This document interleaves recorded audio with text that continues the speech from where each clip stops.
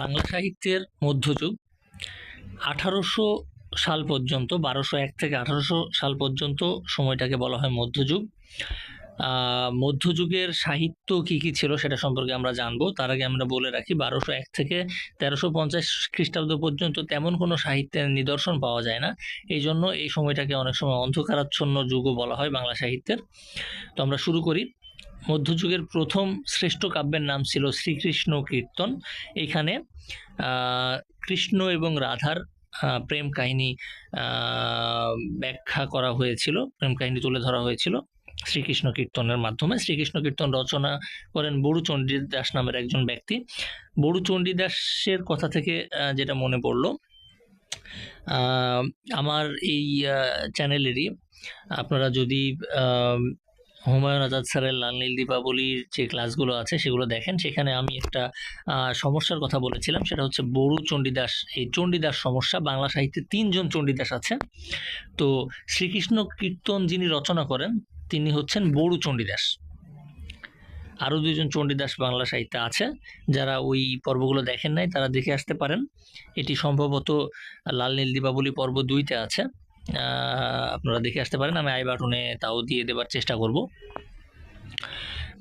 আর মধ্যযুগের অন্যান্য সাহিত্যের মধ্যে রয়েছে চৈতন্যদেবের যে জীবন। চৈতন্যদেব তিনি মধ্যযুগের একটা ধর্মের প্রচারক ছিলেন চৈতন্যদেব। তো চৈতন্যদেবের জীবনীর উপর ভিত্তি করে সাহিত্য রচনা করা হয়েছে। তো চৈতন্যদেবের জীবনের উপর ভিত্তি করে এই যে মধ্যযুগ, একে 3 ভাগে ভাগ করেছেন অনেক ভাষাতত্ত্ববিদ। সেটা আমাদের জানতে হবে। একটা হচ্ছে প্রাক চৈতন্য যুগ, অর্থাৎ চৈতন্যদেবের জন্মের আগের যে মুহূর্তটা মধ্যযুগের, এটা হচ্ছে চৈতন্য যুগ। আর একটা হচ্ছে চৈতন্য পরবর্তী যুগ। তো 3 ভাগে ভাগ করেছেন। 1201 থেকে 1500 পর্যন্ত প্রাক চৈতন্য যুগ, 1501 থেকে 1600 খ্রিস্টাব্দ পর্যন্ত চৈতন্য যুগ, এবং চৈতন্য পরবর্তী যুগ হচ্ছে 1601 থেকে 1800 খ্রিস্টাব্দ পর্যন্ত। এবং এই সময় যেহেতু মুসলিম শাসন আমল ছিল, আপনারা জানেন যে 1204 খ্রিস্টাব্দে ইখতিয়ারউদ্দিন মোহাম্মদ বিন বখতিয়ার খিলজি কিন্তু বাংলা আক্রমণ করেন। তারপর থেকে কিন্তু মুসলমানদের শাসন চলে আসছিল বিভিন্ন সময় বাংলাতে। তো মুসলিম শাসনের উপর ভিত্তি করে এই যে মধ্যযুগকে আবার 3টি ভাগে ভাগ করা যায়। একটা হচ্ছে তুর্কি যুগ, সুলতানি যুগ এবং মুঘল যুগ।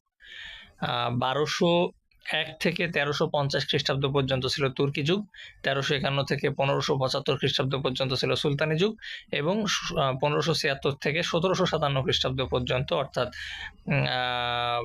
পলাশির যুদ্ধের মাধ্যমে যে আমরা ইংরেজদের কাছে হারি, সেই পর্যন্ত ছিল হচ্ছে মুঘল যুগ। ডক্টর মোহাম্মদ শহীদুল্লাহর মতে মধ্যযুগকে ভাগ করা হয় 2 ভাগে। একটা হচ্ছে পাঠান আমল, একটা হচ্ছে মুঘল আমল। 1201 থেকে 1576 পর্যন্ত সময়কে বলা হয় পাঠান আমল, এবং 1577 থেকে 1800 খ্রিস্টাব্দ পর্যন্ত সময়কে বলা হয় মুঘল আমল।